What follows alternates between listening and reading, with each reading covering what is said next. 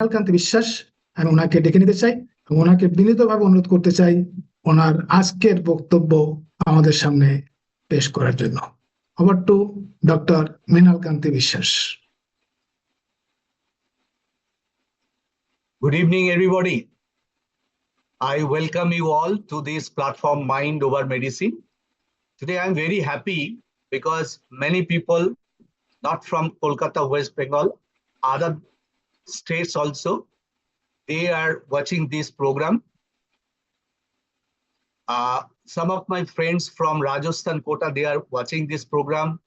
And many of my friends from the neighboring country, Bangladesh, they are also watching this program. So today I'm very happy. People from all across world are watching this program. So I welcome you all. Prothome I will speak in Bengali, I will speak in Hindi, and as well as in English, because those who are outside India or outside Bengal, they can't understand Bengali. For them, I think it will be easy to speak in English sometimes. Okay. So প্রথমে বলি, সুশান্তকে অসংখ্য ধন্যবাদ। ও অনেকক্ষণ ধরে অনেক কথা বলে আমাকে ইন্ট্রোডিউস করালো। অ্যাকচুয়ালি আমি যে কথাগুলো মানুষকে বলি, আমি সেগুলো শুধু থিওরিটিক্যাল কথা বলি না। ও যেটা বলেছে, আমি আগে নিজেকে সেটাকে ইমপ্লিমেন্ট করি। নিজের শরীরের মধ্যে আমি সেই ইনফরমেশনগুলোকে ইমপ্লিমেন্ট করি। I implement all those information first in my life. I regular practice all those information and then I preach to the outside world. Okay, so আজকে ও আমার কিছু ছবি দেখালো আপনাদের, হয়তো ভাবছেন যে এই ভদ্রলোক তো বডি বিল্ডার হতে পারতো, উনি একজন কোচ বা একটা নিউট্রিশন ওয়েলনেস কেন হচ্ছেন? তো as a nutrition and wellness consultant আমি যে নলেজটা আর্ন করি সেটা আমি ইমপ্লিমেন্ট করার পরে বা করার জন্য আমাকে কিন্তু এক্সারসাইজ রেজিমে থাকতে হয়। আর এই কারণে over the last 20 years I am not using a single medicine. তো আজকে আমি যা বলবো, whatever I will speak today, it will be from my own experience, not from the literature only, because you can get all the information from AI. Today is very easy to get all the information from easy. So whatever I will speak today, it will be my own experience. আশা করি আপনাদের প্রত্যেকের কাজে লাগবে যদি একটু মন দিয়ে আপনারা আজকে জিনিসগুলো খেয়াল করেন। তো দেখুন, আজকে যে প্ল্যাটফর্মটার নাম হচ্ছে মাইন্ড ওভার মেডিসিন। এই মাইন্ড ওভার মেডিসিন কথাটা আপনাদের হয়তো কারো কারো মনে হতে পারে, what is mind and what is medicine? It is really mind is above the medicine? So যদি আমাকে প্রশ্ন, if you ask me, mind, our mind is much more powerful than any type of medicine ever made in the world. Because আমি নিজে এটার উপকার পেয়েছি। আমাদের সবার মাইন্ড আছে, কিন্তু সেই মাইন্ডকে যদি আমরা এফেক্টিভলি কাজে লাগাতে পারি তাহলে আমাদের শরীরে মেডিসিনের কোনো প্রয়োজন হবে না। আমি সেইগুলো আপনাদের কাছে শেয়ার করব। কিন্তু একটা কথা হচ্ছে, আজকের একটা প্রোগ্রামে কিন্তু আমি সবকিছু আপনাদের বলে দিতে পারবো না, বা আজকের প্রোগ্রামে সব বললে আপনারা বুঝতেও পারবেন না। If I tell everything about how to make our body healthy in one seminar, then it won't be possible for you to understand. So today I will speak the introduction only. কোন কোন এরিয়াতে আমাদের খেয়াল রাখা উচিত, and আমি প্রত্যেক মাসে একটা কি দুটো করে এই ধরনের সেমিনার করব। যদি আপনারা ইন্টারেস্টেড থাকেন, अगर आप लोग इंटरेस्टेड है तो हम आप लोगों के लिए महीने में 1 से 2 प्रोग्राम जरूर करेंगे, तो according to your response. So today just introductory session, what type of things that we should take care in order to make us healthy, সেইটুকু আজকে আমি করব। তো আমি আপনাদের সাথে আমি একটা স্ক্রিন শেয়ার করব, একটা প্রেজেন্টেশনের মধ্য দিয়ে আমি আপনাদের সাথে দেখাবো।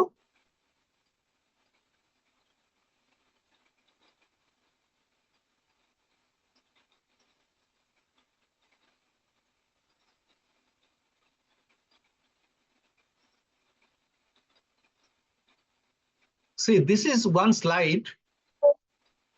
What this slide says, এই স্লাইডটা কি বলছে বলুন তো? क्या बोल रहा है इस स्लाइड में?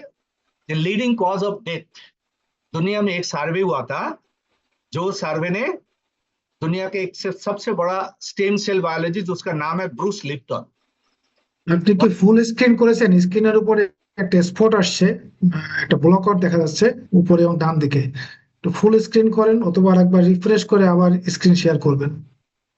ফুল স্ক্রিন করা আছে, হ্যাঁ এটাই আমার মনে হয়। দু একটা হয়তো লেখা এদিক এই তোমাদের দেখা যাচ্ছে বলে হয়তো এটা হচ্ছে। No ডান issue. দিকে একটা ব্লক করছে, anyway go head. If I'm not able to see everything, then I will make you understand. No problem. Okay. So this is the slide. This shows the leading cause of death. दुनिया में जो death हुआ उसका leading causes क्या है? Number 1, iatrogenic illness. This is a survey result. This is not my interpretation. This is done by Dr. Bruce Lipton. एकदम नीचे में लिखा है डॉक्टर ब्रूस लिप्टन, वो दुनिया का सबसे बड़ा स्टेम सेल बायोलॉजिस्ट है। उन्होंने सर्वे करके देखा है ये iatrogenic illness number 1 death, cardiovascular number 2 and number 3 is cancer. What is the iatrogenic illness? This is nothing but the death out of medicine. मतलब मेडिसिन यूज करने के बाद जो डेथ हुआ वो दुनिया में नंबर 1 में आया है। देखिए हमारा जरूरत पड़ेगा तो मेडिसिन लेना पड़ेगा, लेकिन सोच समझ के लेना पड़ेगा ना, क्योंकि सर्वे बता रहा है जो मेडिसिन जो लोग लेता है उसके डेथ ज्यादा होता है rather than cardiovascular disease and cancer. So don't worry, I will make you understand क्या करना पड़ेगा। देखिए ये जो एक डॉक्टर है, बहुत बड़ा डॉक्टर है, डॉक्टर एंड्रू सॉल MD, उन्होंने एक बहुत बढ़िया चीज लिखा है, you need education not medication.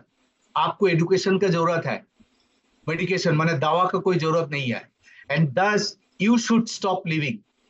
तभी आप विथ इलनेस, आपका जो इलनेस आता है ना उसको आप बंद कर सकता है। And learn live without illness. Without illness से आप कैसे जी सकता है, तो इसके लिए आपको एडुकेशन चाहिए। মানে হচ্ছে যে আমাদের ইলনেস ছাড়া যদি আমরা বাঁচতে চাই তাহলে আমাদের শুধু মেডিকেশনের দরকার হয় না, আমাদের যেটা লাগে সেটা হচ্ছে এডুকেশন। এটা একজন বিখ্যাত ডাক্তারের statement. The another statement, Dr. Herbert Benson, he is also a famous doctor in US. He has shown that there are 3 pillars for health and well-being. Health and wellbeing के लिए 3 पिलर का बहुत जरूरत है। उसमें 3 पिलर क्या क्या है? एक है फार्मास्यूटिकल्स, दूसरा है सर्जरी, और नंबर 3 है आपको सेल्फ केयर। आप देखिए ये जो सेल्फ केयर ये सबसे बड़ा इंपॉर्टेंट है to me, according to me. Pharmaceuticals मतलब है ड्रग, दवा, कभी कभी जरूरत पड़ता है तो आपको दवा लेना पड़ेगा। सर्जरी, कभी कभी जरूरत पड़ता है सर्जरी के लिए भी। लेकिन अगर हम लोग सेल्फ केयर, इसको केयर कर सकता है, खुद को केयर कर सकता है ना, तो शायद ये फार्मास्यूटिकल और सर्जरी हमको जरूरत ही नहीं आए। So if we care ourselves, then we may not require pharmaceuticals or surgery. And today I will speak about this self care. क्या क्या सेल्फ केयर में है, हम लोग আমরা কি কি করতে পারি যেটা করলে আমাদের ওষুধ বা সার্জারির প্রয়োজন হবে না। First number 1, circadian rhythm. आप लोगों ने कितने लोग हैं जो सर्काडियन रिदम के बारे में सुना है? शायद कुछ लोग सुना है। I believe that some of you have heard this circadian rhythm, and many of us may not heard this circadian rhythm. So what is circadian rhythm? Circadian rhythm ये एक नेचुरल प्रोसेस है, हमारा बॉडी का internal natural process है। देखिए we are living in अर्थ, हम लोग ये पृथ्वी में हम लोग रहते हैं। ये सोलर सिस्टम जो है, और सोलर सिस्टम में जो सन है उसको जो लाइट है उसके वजह हम लोग ये धरती में हम लोग जी रहे हैं, है ना। तो ये सनलाइट एंड सनसेट, इसका जो 24 आवर्स का जो साइकिल होता है ना, ये साइकिल हमारा बॉडी में हमारा एक इंटरनल क्लॉक सेटअप कर देते हैं। और ये इंटरनल क्लॉक सुबह से रात तक जब जब हमारा सनलाइट और सनसेट हमारा अंदर में जाते हैं सन से, तब हमारा बॉडी का फिजियोलॉजिकल फंक्शन चेंज हो जाता है। मतलब सुबह आप लोग जब आपका पहला सन आपका आंखों में आते हैं, when you first see the sunlight, एक हार्मोन आपका शरीर में आ जाता है, उसको बोलते हैं मेलानोप्सिन हार्मोन। वो आपको इंटरनल क्लॉक को सेटअप कर देता है।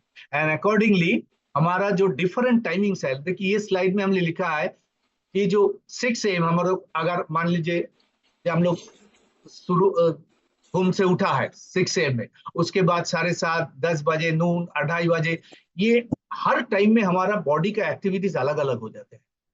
क्यों? क्योंकि हमारा बॉडी का ये जो देखो नीचे जो स्लाइड है ना, whatever you are seen in the bottom slide, इसमें सनलाइट हमारा आंखों में एंट्री कर रहा है, और एंट्री करने के बाद ये जो क्लॉक देख रहा है ना, ये ब्रेन है, ब्रेन का एक क्लॉक होता है, वो क्लॉक को सेट कर देता है। और वो जो ब्रेन क्लॉक है ना, वो मास्टर क्लॉक होता है, और वही मास्टर क्लॉक हमारा ईच एंड एवरी ऑर्गन को सेट करता रहता है कौन सा टाइम में आपको क्या करना है। ज्यादा लोगों को पता नहीं है जी एक्सरसाइज करना है कौन सा टाइम में करना है।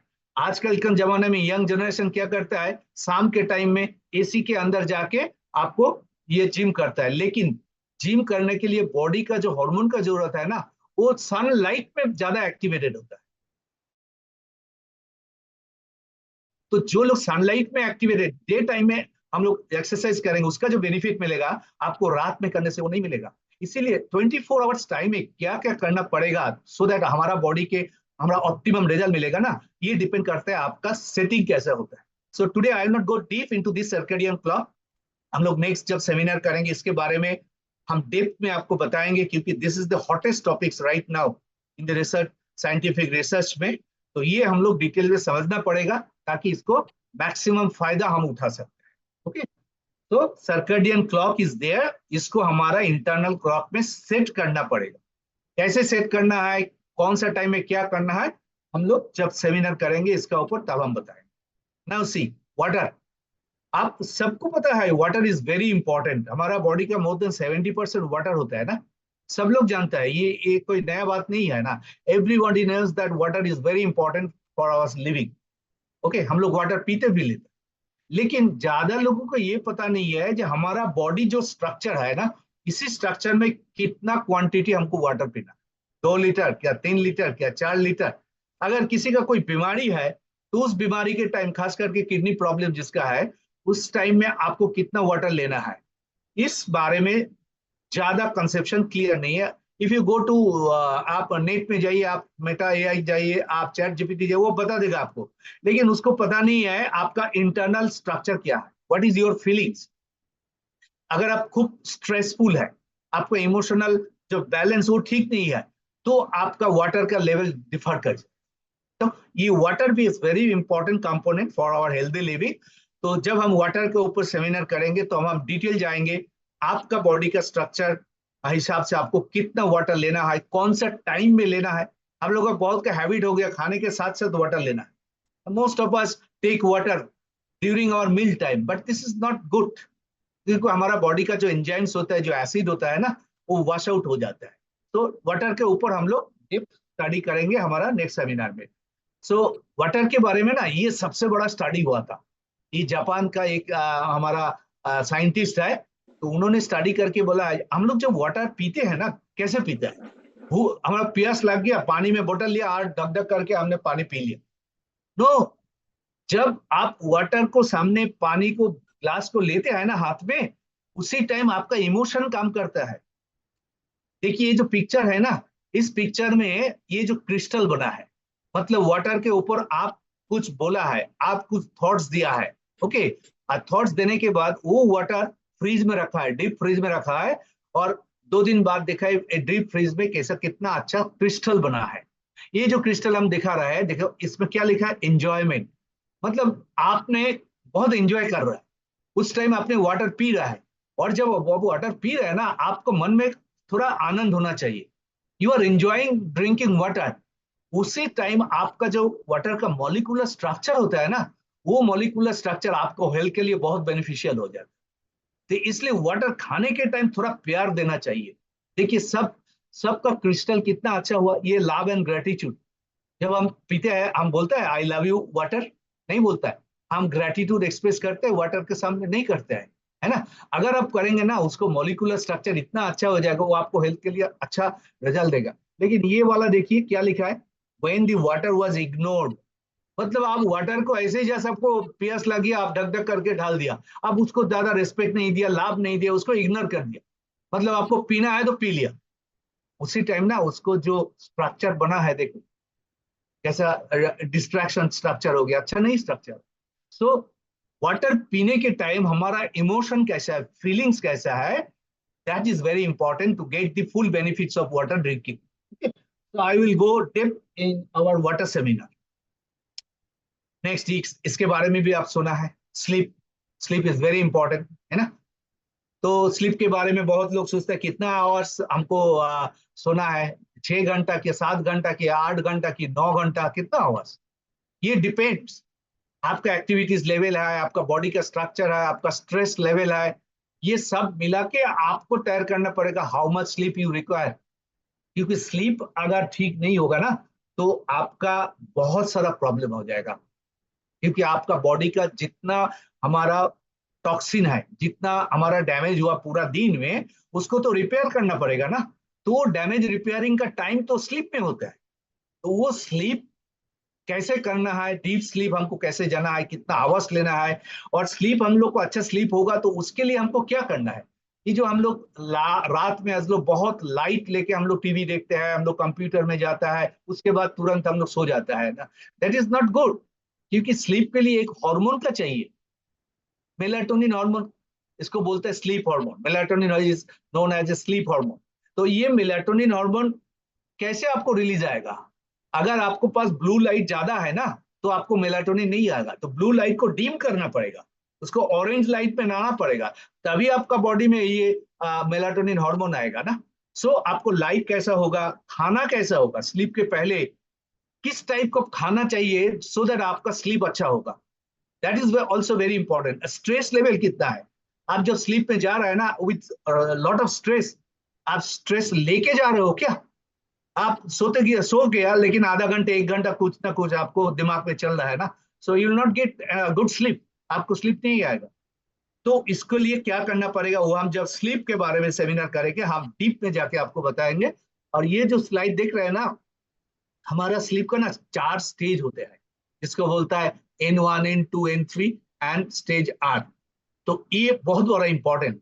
बहुत लोग बोलता है ना आज सपना देखा, तो सपना देखा क्या बुरा बात है और अच्छा बात है, ये पता नहीं है, लोग डर जाता है, सुबह का सपना ठीक नहीं होता है बोलते हैं लोग।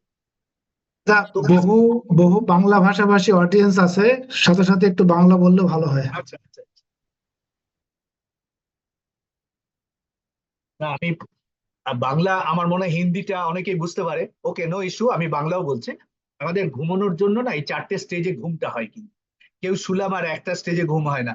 N1 N2 N3 এই আর এই স্টেজগুলো কি, কোন স্টেজ বেটার কোন স্টেজ খারাপ, এগুলো আমরা যখন স্লিপ নিয়ে ক্লাস করব, সেমিনার করব, তখন আমি বলবো। যদি সবগুলো আপনি জানতে পারেন না, তো আপনার একটা দারুণ সুন্দর কি স্লিপ হবে জানেন, এইরকম একটা স্লিপ হবে, গুড নাইট স্লিপ। বাচ্চারা কি সুন্দর ঘুমায় না দেখো, শুলেই ঘুমিয়ে পড়ে। আর আমাদের শুলে ঘুমিয়ে আসতে চায় না, কিন্তু আমাদের কি হয়, আমাদের বড়দের হয়ে গেছে এরকম একটা ব্যাড নাইট স্লিপ। দেখুন ঘড়িতে 3টে বাজে তখনও কিন্তু ঘুমায়নি, চোখ বড় বড় করে তাকিয়ে আছে। তাহলে ঘুমের প্যাটার্নটা যদি জানি আমরা, ঘুম করানোর জন্য কি কি দরকার সেগুলো যদি জানি, তাহলে ডেফিনেটলি কিন্তু আমাদের ভালো ঘুম হবে। এবং ডেফিনেটলি আমি আপনাদের সামনে ঘুম নিয়ে একটা দারুণ সুন্দর সেমিনার করবো। নেক্সট 4 নম্বর যেটা বলবো, ডায়েট। এই ডায়েট সম্বন্ধে আপনারা সবাই জানেন কম বেশি। আমাদের কিছু বাদিকে যেমন আছে ম্যাক্রো নিউট্রিয়েন্টস, ডান দিকে আছে মাইক্রো নিউট্রিয়েন্টস, মানে আমাদের এই প্রোটিন কার্বোহাইড্রেট ফ্যাট এগুলো ম্যাক্রো বেশি করে খেতে হয়, তাই জন্য ম্যাক্রো বলা হয়, এগুলো খাওয়া দরকার। আবার ম্যাক্রো ভিটামিন মিনারেল শাক সবজি থেকে যেগুলো পাই এগুলো অল্প লাগে, ভেরি ইম্পর্টেন্ট, এগুলো আমাদের লাগে, এগুলো আপনারা সবাই জানেন। I know each of you know what type of macro unit, what type of micro unit, but the most important question is what to eat as a macro. हम लोग जो मैक्रो खाएंगे मतलब हम लोग प्रोटीन खाबो, আমরা কার্বোহাইড্রেট খাবো, কোনটা খাবো কি খাবো, what is good for my health. ধরুন আপনি মাংস খাচ্ছেন, আপনার বয়সে আপনার বডি স্ট্রাকচারে মিট যদি আপনার জন্য এফেক্টিভ হয়, তাহলে হতে পারে আরেকটা ভদ্রলোকের জন্য meat may not be that much of important, তাই না? তো সুতরাং সবাই যদি বলে দেয় মাছ মাংস ডিম ভালো, yes it is good source, egg হচ্ছে ফুল प्रोटीन আমাদের খুব দরকার, কিন্তু আপনার শরীরের কন্ডিশন কিরকম, आपका अभी बॉडी का हालत कैसा है, कोई बीमारी है कि नहीं, तो उसका ऊपर डिपेंड करता है what type of macro you need. So this is very important that हम आपको बताएंगे जो आपका बॉडी अनुযায়ী बॉडी हिसाब से आपको क्या लेना पड़ेगा, then how much to eat, कितना खाना पड़ेगा। আমাদের অনেকেরই আছে জানেন তো, আমাদের খেতে ভালোবাসি আমরা অনেকে, তো খেতে যারা ভালোবাসি তারা যা আমরা যখন খাবার খাই না, আমরা তখন অনেক সময় না কি হয় একটু লাগাম ছেড়ে যায় আর কি, মানে কখন থামতে হয় বুঝতে পারি না আর কি, তাই না? কিন্তু সত্যি সত্যি আপনার শরীরের জন্য কতটা খাওয়া দরকার, how much to eat for your body, এটা কিন্তু আমাদের খুব জানার দরকার। কিন্তু বাট কি খাবেন যেটা জানা দরকার, কতটা খাবেন সেটাও জানা দরকার, বাট মোস্ট ইম্পর্টেন্টলি কখন খাবেন আপনি, when to eat, this is most important. এটা নিয়ে আজকাল কিন্তু বিরাট বড় রিসার্চ চলছে। আমি প্রথম যে স্লাইডটা আপনাদের বলেছিলাম না, সার্কাডিয়ান রিদম, ওখানে একটা রিসার্চ বলছে time restricted eating, time restricted, আপনি কোন সময়ে খাবেন টাইম, সেইটা বলে দিয়েছে ওই রিসার্চে। ওটা আমি আপনাকে বলবো। এই টাইম রেস্ট্রিক্টেড ইটিংটা যদি আমরা ঠিক মতো মানতে পারি না, আমাদের অনেকের ডাইজেশনের প্রবলেম হচ্ছে, মেটাবলিজম ঠিক মতো হচ্ছে না, I can guarantee you within 1 month আপনি আপনার মেটাবলিক পাওয়ার, আপনার ডাইজেশন, এগুলোকে আপনি কন্ট্রোলে নিয়ে আসতে পারেন। If you know when to eat and if you really implement ঠিক রিলিজিয়াসলি, যদি ঠিকভাবে আপনি সেটা মেনটেন করতে পারেন। আমাদের খেতে হয়, আমরা সবাই জানি, এনার্জি লাগে, আমাদের বডি বিল্ডিং করতে লাগে, আমাদের বডিতে অনেকগুলো প্রসেস হয়, সেগুলোর জন্য লাগে, you know. But the most important part for our eating, that is boosting 5 defence system. আমি জানি না আপনারা কতজন 5টা ডিফেন্স সিস্টেমস এর নাম শুনেছেন। কেউ লিখতে পারেন চ্যাট বক্সে, how many of you heard about the 5 defence system? Most of us know we have only one defense system, that is immune system. We have immunity, that is called defense system. And immunity is the defense system. But we have another 4 defense system যেটা আমাদের শরীরকে বাঁচিয়ে রাখে। আমরা সেটা জানি না, আমাদের খাবার দিয়ে কিন্তু 5টা ডিফেন্স সিস্টেমকে আমরা তৈরি করি। দেখুন এই স্লাইডে বলা আছে 5টা ডিফেন্স সিস্টেম। এগুলো আমি আজকে বলছি না, just for your knowledge introduction. একটা অ্যাঞ্জিওজেনেসিস, ভেরি ইম্পর্টেন্ট, বিশেষ করে যারা ক্যান্সার আক্রান্ত না, তাদের এই অ্যাঞ্জিওজেনেসিস প্রসেসটা জানাটা খুব দরকার। অ্যাঞ্জিওজেনেসিস ইজ নাথিং বাট আমাদের বডিতে নতুন নতুন ব্লাড ভেসেল তৈরি হয়, নতুন সেল তৈরি হচ্ছে, তাকে বাঁচতে গেলে নতুন ব্লাড ভেসেল তৈরি হয়। কিন্তু এটা বেশি হলে ক্ষতি, আবার কম হলেও ক্ষতি, অপটিমাম রাখতে হয়। এই অপটিমাম রাখার জন্য আমাদের what type of food we need, that is important, সেটা আমি আপনাদের গাইড করে দেবো। অ্যাঞ্জিওজেনেসিস, ডিএনএ মডিফিকেশন, আমরা জানি যে আমাদের সবার মধ্যে ডিএনএ আছে, যেখান থেকে আমাদের জিন এক্সপ্রেশন হয়, তাহলে সেই ডিএনএ কে তো বাঁচিয়ে রাখতে হবে আমাদের। তো ডিএনএ যদি না বাঁচাতে পারি, তাহলে আমাদের ঠিক মতো কাজ হবে কি করে, জিনের মডিফিকেশন হবে কি করে, তাই না? তো ডিএনএ এর জন্য কি ধরনের খাবার, সেটা ইম্পর্টেন্ট। রিজেনারেশন, আমাদের স্টেম সেল, আমরা সবাই জানি যে স্টেম সেল থেকে সমস্ত সেল তৈরি হয় যখন নতুন সেল, তো সেই স্টেম সেল গুলোকেও তো আমাদের ঠিক রাখতে হবে। আমাদের স্টেম সেল যদি বিগড়ে যায়, তাহলে সেখান থেকে নতুন সেল তো তৈরি হবে না। So we need to protect our stem cell, that is called regeneration. Then immune system, immunity. আমাদের এই করোনার সময় আমাদের এটা নিয়ে আমরা খুব লড়াই করেছি। হ্যাঁ, যাদের ইমিউন সিস্টেম ভালো, তারা আমরা অনেকে ফাইট করেছি, অনেকে আমরা সার্ভাইভ করে গেছি।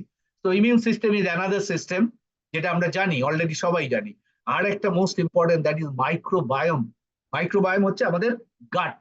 আপনারা সবাই জানেন যে আমাদের গাট, আমাদের পেটের মধ্যে গাট আছে, মাইক্রোবায়োম আছে, এবং ট্রিলিয়নস অফ মাইক্রোবায়োমস আর দেয়ার। দেখুন এইগুলো আমাদের আছে কিন্তু বডিতে, এই গাটের মধ্যে, পেটের মধ্যে এত মাইক্রোবায়োম আছে আমাদের, ব্যাকটেরিয়া।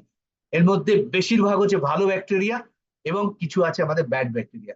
কিন্তু আমাদের লাইফস্টাইলের জন্য, বিকজ অফ রং লাইফস্টাইল না, what we do, we deactivate hour good bacteria and activate our bad bacteria. তো সেইটা আমাদের জানা দরকার যে গুড ব্যাকটেরিয়া গুলোকে আমরা কিভাবে প্রোটেক্ট করে রাখবো, যাতে ব্যাড ব্যাকটেরিয়া আমাদের খুব একটা ক্ষতি না করে। So microbiome is another defence system. Okay, so microbiome বা গার্ডকে কি বলা হয় জানেন তো? সেকেন্ড ব্রেন বলেন, আপনারা শুনেছেন অনেকে, gut is the second brain. Why second brain? Because brain থেকে আমাদের একটা নার্ভাস সিস্টেম জেনারেট করে, আর ব্রেন থেকে আমাদের গাটের জন্য একটা সিস্টেম আছে, nervous system, that is absolutely for gut, that is ball enteric nervous system. মানে ওই এন্টারিক নার্ভাস সিস্টেমটা ব্রেন টু গাট থ্রু ভেগাস নার্ভ, এটার আর কোনো কাজ নেই। তাহলে বুঝতে পারছেন গাট ইজ কত ইম্পর্টেন্ট, এবং এটার প্রোটেকশন আমাদের ভীষণ দরকার। We need to protect our gut, very very important it is part, and I will make you understand. যখন আমরা এই ইটিং পার্টটা নিয়ে কথা বলবো, তখন আমি আপনাদের ডিটেলসে বলবো। এই গাট হেলথ যদি ভালো রাখতে পারি, দেখুন আমাদের মেন্টাল হেলথ ভালো হয়ে যাবে, আবার মেটাবলিক হেলথ ভালো হবে, and as well as immune health ভালো হবে। সো এটা আমাদের জানা ভীষণ ভাবে দরকার। Next, dietary supplement. দেখুন আজকের পৃথিবীতে কিন্তু সাপ্লিমেন্ট এটা একটা রেভলিউশন ক্রিয়েট করেছে, আপনারা সবাই জানেন। আমাকে অনেকে প্রশ্ন করে, ডাক্তারবাবু আমরা তো ভালো ভালো খাবার খাই, we take good foods, so why then we require additional supplements? এখানে আমি আর একটা কথা বলার আছে, সেটা হচ্ছে সাপ্লিমেন্টস যদি আমাদের নাই লাগতো, তাহলে আজকে $1 বিলিয়ন ইন্ডাস্ট্রিটা কেন হলো? কারণটা অনেক তো আছে। এবার দেখুন একটা কারণ বলি, আমাদের শরীরে, আমাদের শরীরে প্রোটিন রেগুলার লাগে আমরা জানি। এবার প্রোটিন কতটা লাগে আমাদের শরীরে বলুন তো, আমরা অনেকেই জানি না। আমাদের ইন্ডিয়াতে একটা সার্ভে হয়েছে, in one survey 73% Indian are deficient in protein. Yes, 73% Indians are protein deficient, मतलब 73% Indian people दो उन लोगों का प्रोटीन डेफिशिएंट है, मतलब प्रोटीन का घाटती है, कमी है। और आउट ऑफ दैट 73% उसमें 90% लोग को पता ही नहीं है उनको प्रोटीन कितना चाहिए। আপনারা যারা আজকে শুনছেন, আমি যদি আপনাদের প্রশ্ন করি যে আপনারা কি জানেন আপনার শরীরের জন্য কত গ্রাম প্রোটিন লাগে? আমাদের Indian council of medical research ওরা বলে দিয়েছে, সেটা একটা অ্যাভারেজ। বলা হচ্ছে যদি আপনার পার কেজি বডি ওয়েটে আপনার 80 গ্রাম 0.8 গ্রাম আপনার লাগে আর কি, বুঝতে পেরেছেন? তাহলে যারা ব্যায়াম করছে তাদের কত লাগবে, যারা ধরুন রুগী আছে তাদের কত লাগবে, যারা খুব অ্যাথলিট এন্ডুরেন্স অ্যাথলিট তাদের প্রোটিন কি এক লাগবে না? So it varies according to your performance. আপনি কিরকম বডির অ্যাক্টিভিটিস করছেন সেই অনুযায়ী কিন্তু আপনার প্রোটিন দরকার। এবার আমরা যে খাবার খাচ্ছি, ধরুন আপনি মাছ মাংস রেগুলার খাচ্ছেন, আপনি ডাল খাচ্ছেন, আপনি প্রোটিনে সয়াবিন খাচ্ছেন, আপনি আরো অনেক প্রোটিন খাচ্ছেন। আপনি কি জানেন যদি আপনার 60 কেজি ওজন হয়, then you need 60 grams of protein per day, 1 gram per kg body weight per day. So আপনি কি করে মাপবেন বলুন তো?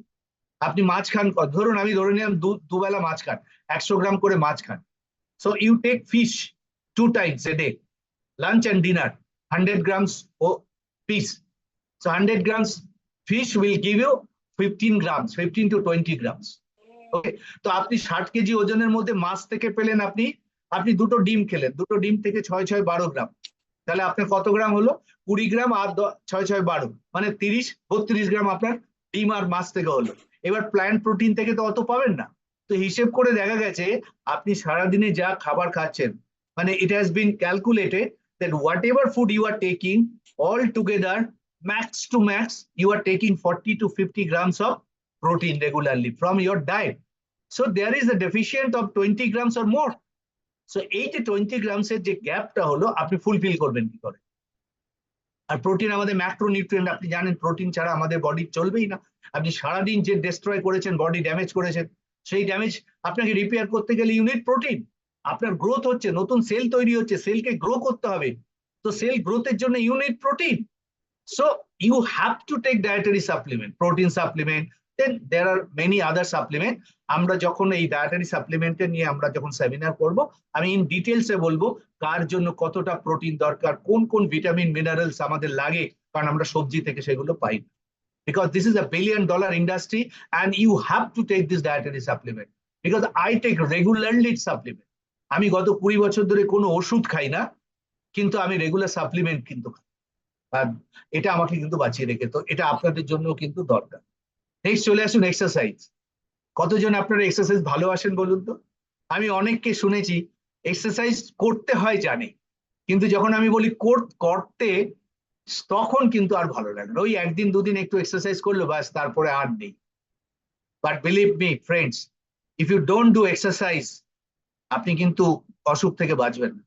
And if you cross 30 or 40 years, then you have to do exercise. Exercise ছাড়া আমরা সুস্থভাবে বাঁচবো না। This is guaranteed. আপনার যেমন নিউট্রিশন লাগে, আপনার ঘুমোতে লাগে, আপনার জল লাগবে, আর কিন্তু এক্সারসাইজও লাগবে। এবার দেখুন এক্সারসাইজ অনেক ধরনের হয়, আপনি কোনটা করবেন সেটা তো আপনাকে এক্সপার্ট বলে দেবে, যে আপনার শরীর অনুযায়ী, তাই না? আপনার শরীর যদি ধরুন বডি বিল্ডিং না হয়, তাহলে আপনি করবেন না। সেখানে আপনি হয়তো যোগা করলেন, হয়তো আপনি কার্ডিও করলেন, সেটা কিন্তু আপনাকে যে এক্সপার্ট সে বলে দেবে।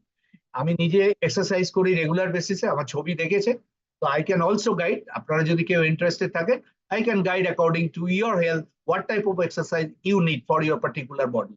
তো এক্সারসাইজ করলে কি কি বেনিফিট হয় একটা জাস্ট দেখে রাখুন। যদি মনে হয় এই বেনিফিট গুলো আপনার দরকার, এটা আমি 10টা বেনিফিট লিখেছি, এই 10টা বেনিফিট মিনিমাম পাওয়া যায়, তারপরে অনেক বেশি পাওয়া যায়। দেখুন এখানে কি বলা হয়েছে, পশ্চার অ্যান্ড মুভমেন্ট। আপনি যদি এক্সারসাইজ করেন না, আপনার বডির পশ্চার ইউ ক্যান মেনটেন। আমাদের 30-40 বছর হয়ে গেলে না, আমি অনেক ছেলে মেয়েকে দেখেছি ঠিকমতো দাঁড়াতে পারে না, ঠিকমতো হাঁটতে পারে না, কেমন হয়ে গেছে বডি, মানে স্পাইনটা আর সোজা নেই ঠিক মতো।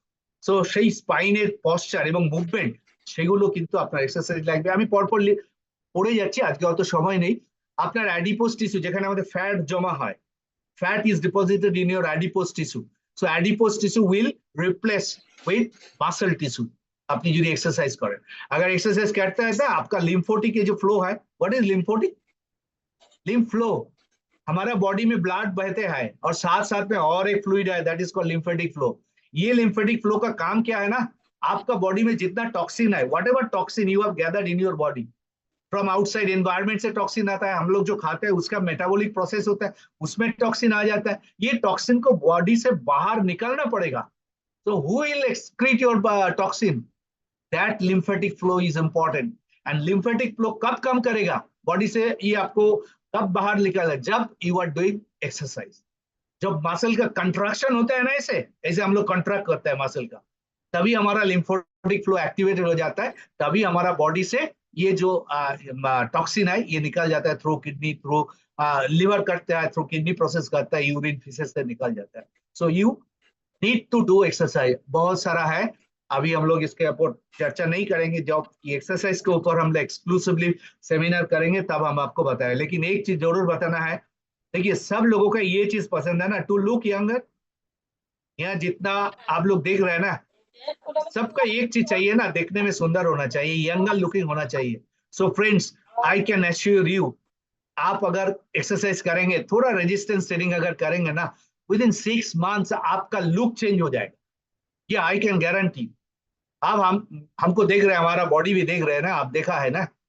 सो ये बिकॉज ऑफ बॉडी बिल्डिंग आपको एक्सरसाइज करना पड़ेगा। If you want to look younger, if you want to feel powerful, stronger, आपको करना है। जीना है तो एक्सरसाइज करना है। तो इसके बारे में हम लोग चर्चा करेंगे डीपली। अभी लास्ट 2 चीज के ऊपर बात करेंगे हम लोग। एक स्ट्रेस मैनेजमेंट। आप बताइए किसका स्ट्रेस नहीं आज के जमाना में? Is there any people who don't have any stress? आप जितना लोग देख रहे हैं, कितना लोग 80+ आप देख रहे हैं अभी, आप एक तो बता सकता है आपका कुछ भी स्ट्रेस नहीं है? इसको होना ही है, हमको भी स्ट्रेस है, सबका स्ट्रेस है। एक छोटा बच्चा, उनको भी स्ट्रेस है। स्ट्रेस इज इनएविटेबल, ये आएगा, लेकिन इंपॉर्टेंट है how to control your stress. आप स्ट्रेस को कंट्रोल कर सकता है, स्ट्रेस को मिनिमाइज कर सकता है, बट स्ट्रेस को एलिमिनेट नहीं कर सकता। आज आपने नेट में जाएंगे, आप फेसबुक में, यूट्यूब में जाए, में बहुत सारा एक्सपर्ट बोलता है ना, स्ट्रेस वो खत्म हो जाएगा। बहुत सारे साइकोलॉजिस्ट को हम जानता है, वो उन्होंने बहुत सारा कुछ बोल देता है, बोला आपके शरीर में स्ट्रेस नहीं रहेगा। They are telling life friends, because stress, हर चीज में स्ट्रेस है। आपको पता होगा कौन सा स्ट्रेस में स्ट्रेस, सबसे बड़ा स्ट्रेस है हमारा फाइनेंशियल स्ट्रेस। हर घर में, in each and every family we have scarcity of money. सबका नहीं है, लेकिन मैक्सिमम मैंने देखा है। आपका हेल्थ के लिए स्ट्रेस है, आपका फैमिली के लिए स्ट्रेस है, आपका पेरेंट्स के लिए स्ट्रेस है, आपका नेबर्स आपको तंग कर रहा है ना, उसके लिए भी स्ट्रेस है। आप पढ़ाई कर रहे हैं, उसको लिए स्ट्रेस है, नौकरी में जा रहे हैं, स्ट्रेस है, सबको स्ट्रेस है। So how to live? Stress अगर रहेगा तो आप आसान से नहीं जी सकता है। So we need to know how to control stress. Stress management, stress को कंट्रोल करना चाहिए, और it is possible because I have been able to control my stress to the maximum extent, and I can tell you I have been able to control my 70 to 80% stress.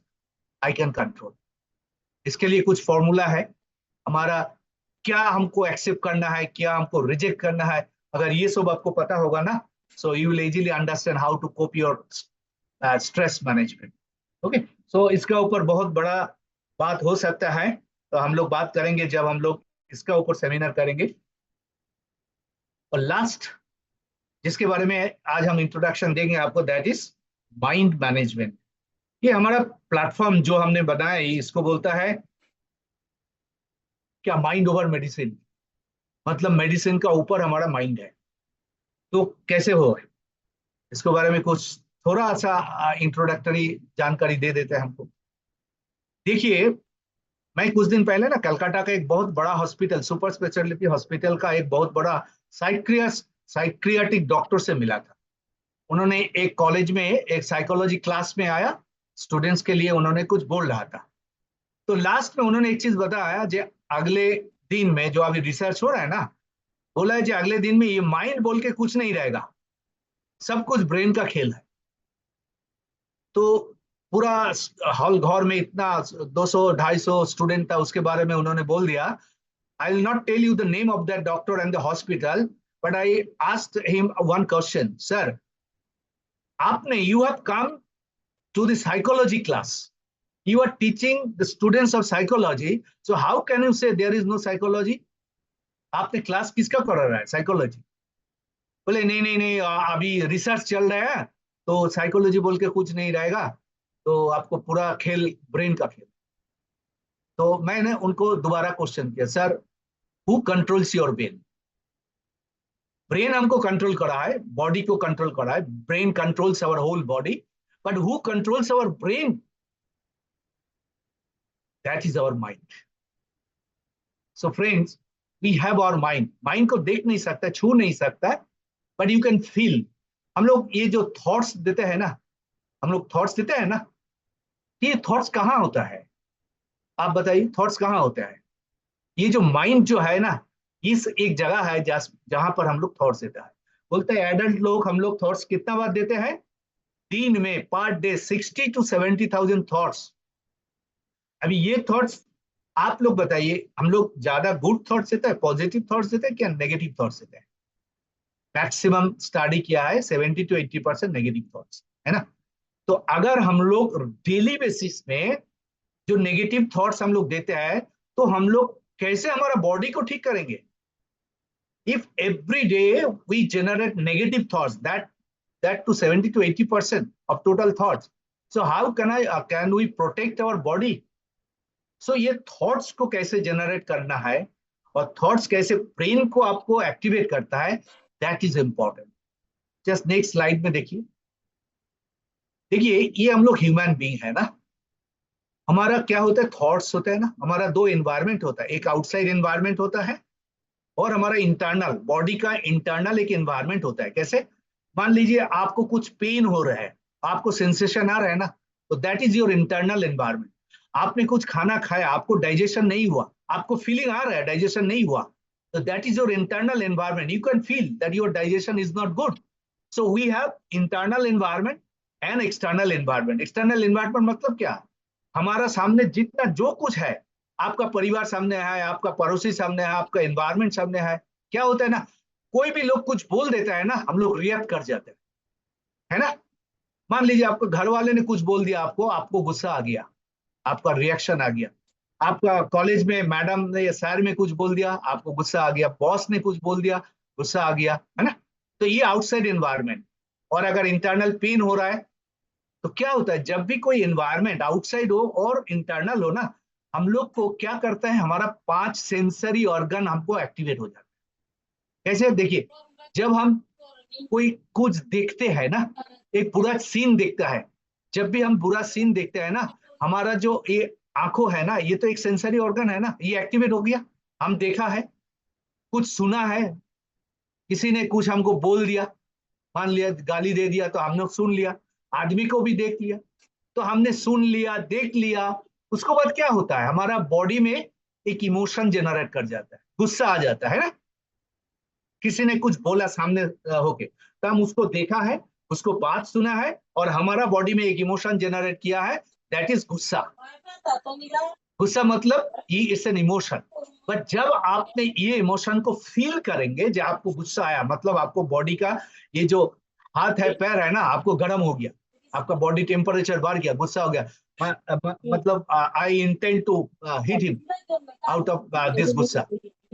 सो ये जो हमारा कुछ sensory organ, कुछ हमने touch किया, heated कोई material है, उसको टच किया, तो हमारा सेंसरी ऑर्गन में जो है उसको एक्टिवेट हो गया। तो ये जो 5 सेंसरी ऑर्गन होता है ना, जो हमारा थॉट से हुआ है, हमारा वर्ड से होता है। हम किसी को बोलते हैं, कुछ बोलने में हमारा कुछ क्या होता है, हमारा मन में खुश हो जाता है, कभी कभी हमारा मन में दुख हो जाता है बोलने से।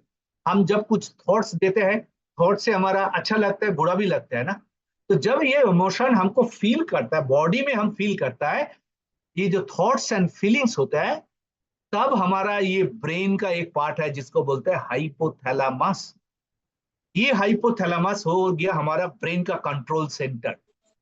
ये कंट्रोल सेंटर हमारा एंटायर बॉडी को जो मॉनिटर करता है, जो उसको एक्टिव करता है। और ये हाइपोथैलेमस को कौन एक्टिवेट कर दिया? हमारा थॉट्स एंड फीलिंग्स। ये थॉट्स एंड फीलिंग्स कहां से आ गया?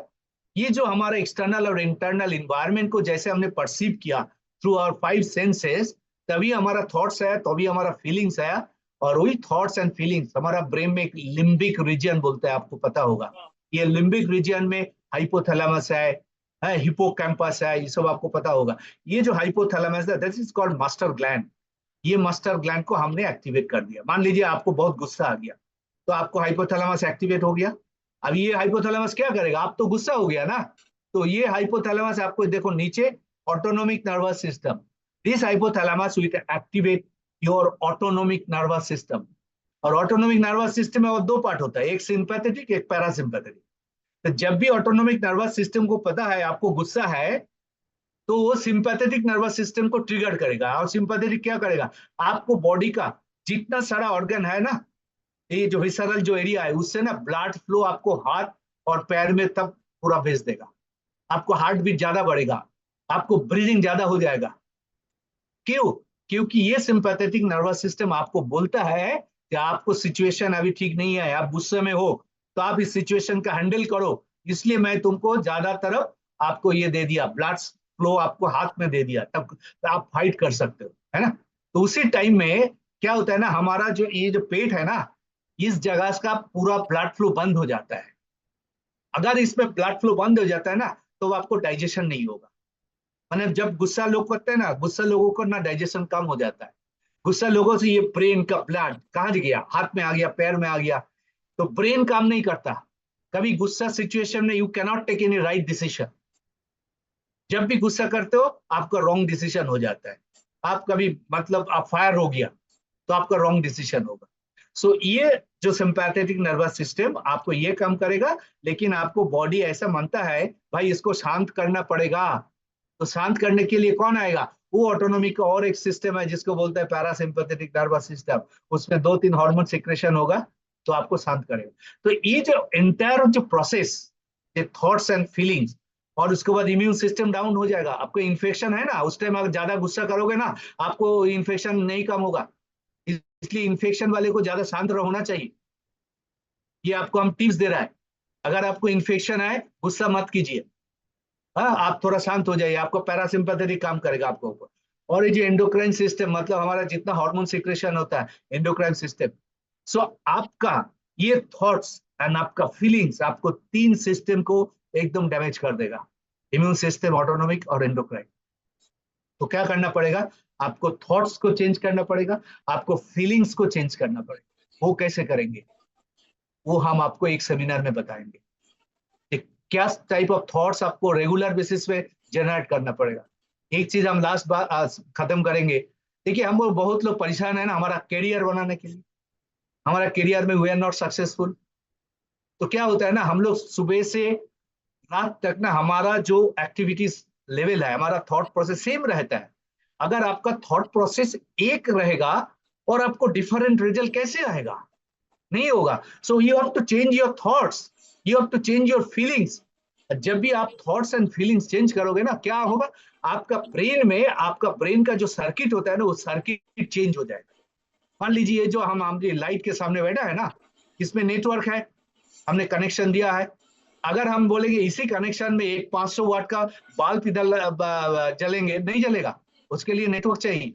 तो हमारा लाइफ में हम अच्छा कुछ अगर चाहता है तो ये नेटवर्क, ब्रेन में नेटवर्क बनाना पड़ेगा। इसको बोलते हैं न्यूरोप्लास्टोसिटी। ये एक नया साइंस है। तो ये थॉट्स, नया थॉट्स जनरेट करना है, कितने बार करना है, हाउ टू नेटवर्क ब्रेन को बनाना है, ये वेरी वेरी इंपॉर्टेंट सब्जेक्ट। अगर आपने ये कर लिया तो मान लीजिए आपका माइंड आपका मेडिसिन के ऊपर चला गया, आपका कभी मेडिसिन का जरूरत नहीं है। और फ्रेंड्स, हम अभी तक जितना चीज के बारे में बताया ना, आपको इंट्रोडक्शन दिया है। इसका टिप हम लोग जब सेमिनार करेंगे अलग अलग से, तब आपको पता चलेगा how important and very simple. देखिए लोग बोलता है ना, তোমাকে রিকোয়েস্ট করছি তুমি প্লিজ এটার মধ্যে ঢুকো।